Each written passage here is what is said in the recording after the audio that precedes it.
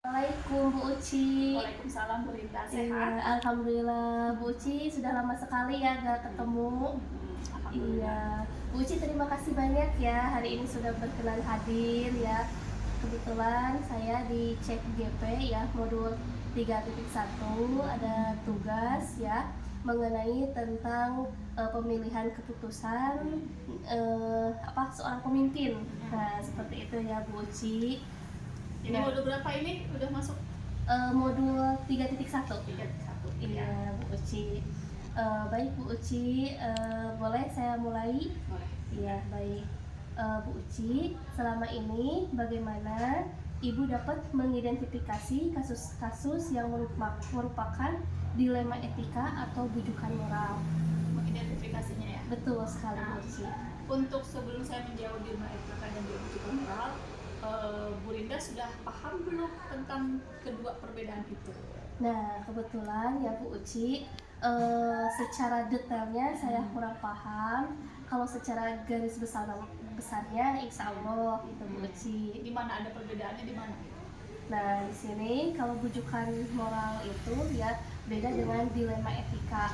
Nah, kalau misalkan dilema etika, biasanya saya suka melihat nih dari aktivitas guru ya. Nah, aktivitas guru di sini kan guru itu ada yang suka masuk, ada yang nggak masuk ya. Kan itu kendalanya masing-masing berbeda ya. Jadi perbedaannya seperti ini. Misalkan ada yang nggak masuk itu karena betul-betul urgent atau misalkan karena sakit gitu. Nah, di sini yang membingungkan jika guru tersebut tidak betul-betul urgent gitu ya ketika meninggalkan kelas. Nah, itu juga merupakan dilema etika ya. Bagaimana nih caranya mengaktifkan guru-guru supaya bisa masuk ke kelas. Nah, seperti itu. Jadi intinya kalau dilema etika dan bujukan moral itu, kalau dilema etika benar lawan benar. Oh iya betul. Kalau bujukan moral itu adalah benar lawan salah gitu Iya. ya. Jadi dua situasi yang ada dalam dua kondisi. Kalau misalnya sakit, ya sakit dengan harus masuk ke kelas. Iya. Itu benar lawan benar seperti Iya itu ya. betul. Kalau misalnya bujukan moral itu benar sama salah.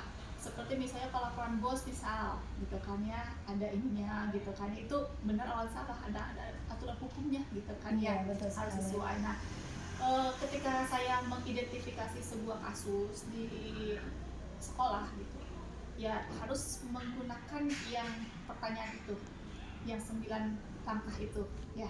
Nah, itu diidentifikasi dulu kasusnya ini benar lawan benar apa benar lawan salah, baru diputuskan. Nah, itu juga harus didiskusikan dengan orang-orang yang ada di sekolah, keluarga sekolah. Jadi kadang-kadang pikiran kita, oh ini mah udah benar nih, tapi ada pendapat dari warga sekolah, ketua atau komite atau apa, itu yang bisa memberikan masukan. Jadi sebelum memutuskan sesuatu, yang mengidentifikasi dan begitu dengan berkomunikasi dengan semua warga sekolah, kemudian saya identifikasi juga secara hukumnya, kemudian secara sanksinya, apakah ini benar lawan benar atau masuknya ke bujukan moral gitu. Jadi intinya ada 9 langkah cara pengambilan keputusan itu. Ya, baik Bu Uci, mantap sekali ya. Selanjutnya untuk pertanyaan yang kedua, selama ini bagaimana Bu Uci menjalankan pengambilan keputusan di sekolah Bu Uci, terutama untuk kasus-kasus di mana ada dua kepentingan yang sama-sama benar atau sama-sama mengandung nilai kebajikan. Nah, itu tadi kalau benar lawan benar atau ada kebajikan, berarti itu adalah dilema etika ya masuknya, bukan bujukan moral. Jadi kalau misalnya saya mengambil keputusan, sebelum mengambil keputusan itu saya kan dipikir ulang lagi beberapa kali, terus ditanyakan kepada warga di sekolah, kira-kira kalau keputusan seperti ini, ada kasus seperti ini, bagaimana. Nah, dirangkumlah semua masukan dari warga sekolah, baru nanti saya putuskan. Tapi tidak langsung diputuskan hari itu, biasanya kalau saya suka disimpan dulu besok harinya, lalu dipikirkan lagi gitu. Jadi itu betul-betul kalau masalahnya betul-betul menyangkut banyak kepentingan, itu pasti dengan warga sekolah komunikasinya. Dan saya juga suka adalah senior gitu, maksudnya ya, yang dituakan gitu di sana, tokoh masyarakat juga gitu kan, yang bisa diajak untuk berkomunikasi gitu sebelum memutuskan. Jadi keputusan itu saya ambil ketika sudah berkomunikasi dengan semua warga sekolah. Oh iya, jadi dikomunikasikan ya, kita berkolaborasi juga ya Bu Uci ya dengan senior. Baik Bu Uci, selanjutnya langkah-langkah atau prosedur seperti apa yang biasa Ibu Uci lakukan selama ini untuk mengambil keputusan. iya betul sekali. Langkah-langkahnya tidak jauh berbeda dari tadi yang sudah saya sampaikan. Langkah-langkahnya ya saya lihat dulu kasusnya ini, menurut saya ini masuknya kemana nih, bujukan moral atau dilema etika. Kalau bujukan moral otomatis saya akan memilih yang benar gitu kan ya, atau ada yang salah. Karena ada saya juga kasus kemarin juga ada beberapa apa namanya pegawai di sana, dan juga satu sih yang sebetulnya memang agak kurang ini apa namanya kurang pas gitu di posisi itu, akhirnya di blokir kan, di rolling gitu. Ada pergantian personel di sana.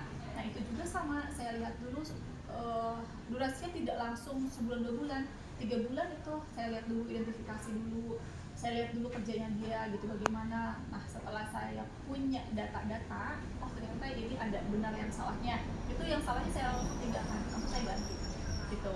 Kalau misalnya ini benar, nanti saya lihat dulu si A ini cocoknya di posisi mana, si B nanti di posisi mana.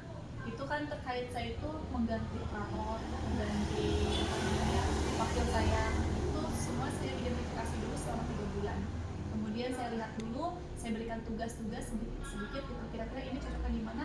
Baru nanti kalau sudah di 5 bulan kemarin tuh baru saya putuskan, di ajan baru saya sudah mengganti semua jadi harus. Mantap. Jadi ya. tidak langsung sebulan 2 bulan, saya terus itu kalau dikomunikasikan siap tidak Iya. sebelum menunjuk dia, mau tidak mau. Kalau misalnya memang saya yakin dengan pilihan saya, katakan dia sekarang berjalan. Alhamdulillah sekali ya Bu Uci, betul ya Bu Uci. Jadi adanya apa kita mengetahui, mengidentifikasi tentunya ya melalui hal tersebut, jadi terlihat ya, oh ini ternyata bisanya di sini, Ya. ini bisanya di sini, mantap ya.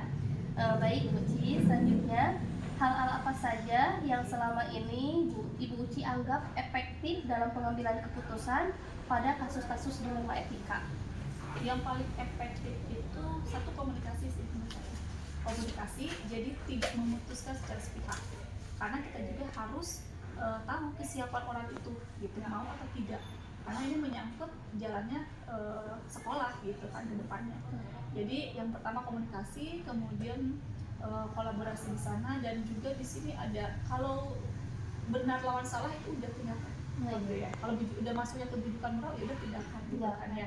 Jadi kita memang tidak dipungkiri pasti akan ada hal yang salahnya juga, cuman kita meminimalisir supaya tidak terlalu banyak di situ. Jadi kalau misalnya udah benar salah dan salahnya terlalu banyak gitu kan, ya itu kita tinggalkan. Jadi langsung apa namanya ganti atau misalnya ubah. Jadi yang paling fokus pertama itu ya saya mah komunikasi yang pertama itu. Ya, baik Bu Uci. Berarti komunikasi itu sangat penting ya tentunya di lembaga sekolah ya Bu Uci. Nah, selanjutnya hal-hal apa saja yang selama ini merupakan tantangan dalam pengambilan keputusan pada kasus-kasus dilema etika? Tantangan itu seperti apa? Tantangannya itu ketika kita bertemu dengan orang yang memang tidak mau menyadari kesalahannya. Itu memang jadi sifat saya makanya. Tapi saya sedang merangkul orang itu supaya memang dia menyadari bahwa memang ini saya melakukan keputusan itu demi kebaikan sekolah, bukan pribadi saya. Dan saya juga sekarang alhamdulillah sih setelah 2 bulan, memang di awal dia tidak menerima, tetapi ya itu dekati dan komunikasi, tetap hubungan baik jaga gitu kan, tetap dilibatkan dia untuk dalam segala sesuatu. Akhirnya sekarang juga dia lambat laun menerima dan mau lagi bekerja. Nah kemarin juga ada 2 orang guru yang sama sekali 2 bulan tidak pernah masuk ke sekolah saya ya.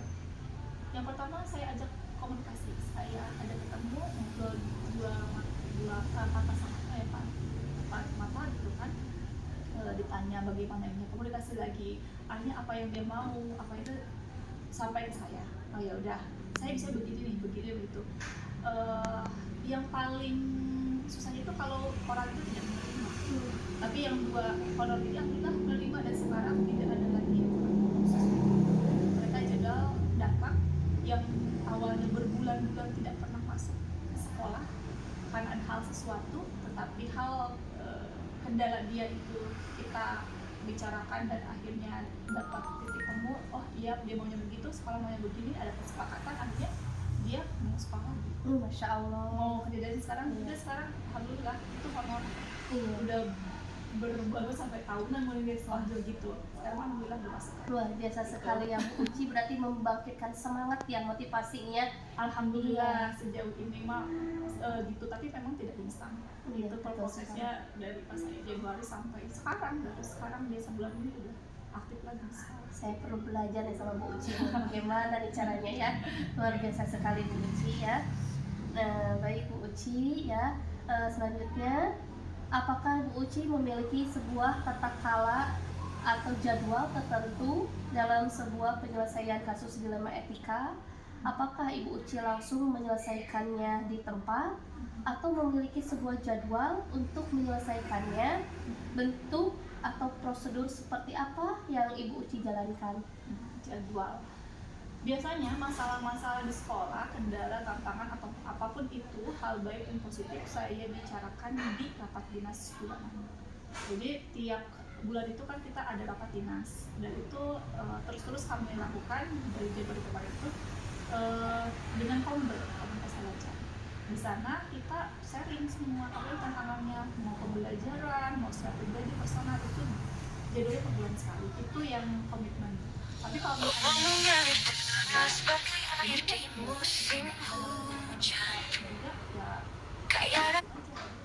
jadi kalau jadwal ada 10 bulan sekali, ada juga yang sesuai masalah itu datang, misalnya harus ada seminggu lagi, harus diinginkan juga. Oh iya, berarti dilihat yang urgennya ya Bu Uci ya. Tetapi tetap 1 bulan sekali itu berkala ya Bu Uci. Biasa ya. Nah baik Bu Uci, selanjutnya, adakah seseorang atau faktor-faktor apa yang selama ini mempermudah atau membantu Ibu Uci nih dalam pengambilan keputusan dalam kasus-kasus dilema etika? Yang pertama tentu dukungan keluarga sih, suami ya. Saya banyak curhat sama suami, cerita sama gimana jadi pandangannya bagaimana sekolah ya seperti ini. Nah, setelah itu dia sudah menguatkan, saya sendiri sudah kuat menghadapi masalah itu, baru bisa dengan rekan guru. Pokoknya rekan guru itu memang tidak bisa, saya tidak bisa sendiri. Tanpa mereka, tanpa rekan guru, tanpa komite dan juga tokoh masyarakat di sana, saya tidak bisa melakukan apa-apa. Jadi kolaborasi. Jadi yang paling mendukung saya itu ya rekan guru, keluarga. Ya betul sekali ya Bu Uci ya, mantap ya. Jadi dengan adanya dukungan itu menguatkan kita ya Bu Uci ya. Betul, luar biasa ya. Selanjutnya ini yang terakhir ya Bu Uci. Dari semua hal yang telah disampaikan, pembelajaran apa yang dapat Ibu Uci petik nih dari pengalaman Ibu gitu ya, mengambil keputusan dilema etika? Tentu lebih dewasa dan lebih apa ya, terampil bukan terampil ya. Jadi kita ada ini kalau pengalaman gitu, pengalaman bahwa kita kalau mendapat kasus seperti ini makanya seperti ini, dan juga suatu rahmi karena kita sering bersemangat itu yang paling membuat saya semangat, yang paling menguntungkan buat saya juga suatu rahmi berbeda dengan rekan guru, dengan tokoh masyarakat, dengan orang tua, dengan semua stakeholder di sini. Mantap sekali Bu Uci.